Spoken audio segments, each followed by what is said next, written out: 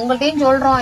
நான் ஏன் இப்ப சொல்றேன்னா, ஏதோ ஒரு என்னோட ஆதங்கம், ஏதோ ஒரு விதத்துல எங்க அப்பா நல்லா ஆயிட மாட்டாரா, எல்லாத்துக்கும் நல்ல வாழ்வு கொடுக்கறாரு, அவரு ஒரு நல்ல வீட்டுல இருக்கணும், அவருக்கு ஒரு நல்ல இது வரும்க்கா. அவர் ஒரு நல்ல இடத்துல வச்சோன்னு வச்சுங்க, நம்ம இன்னும் நல்லா இருப்போம். கண்டிப்பா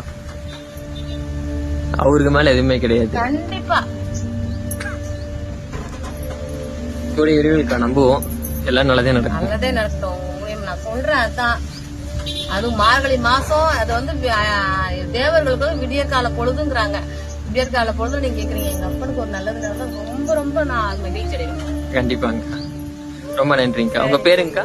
பேர் ரேணுகா. ரேணுகா, ரொம்ப நன்றிங்கக்கா. எனக்கு சொந்த ஊர் ராமநாதபுரம்.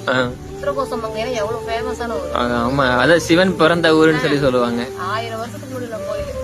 ஆனாலும் எனக்கு இங்க வந்து சிவராத்திரி ஃபுல்லாவே நான் இருந்தா மட்டும்தான் எனக்கு அந்த வருஷம் பூரா நிறைவா இருக்கு. ஒரு தடவை என்னை மம்படியா கூட்டு போனாங்க எனக்கு, ஆனா அங்க போய் இருந்ததுல அவ்வளவு எனக்கு இல்ல. இங்க வந்து இங்க இருக்க ஒரு மனநிறைவு உங்களுக்கு அங்க இல்ல. இங்க இருந்து இந்த கொற்ற பணியில இங்க இருந்து எல்லாம் பாடி எங்களுக்கு சொல்லி தருவாங்க, அதை சொல்லுவோம் போவோம்.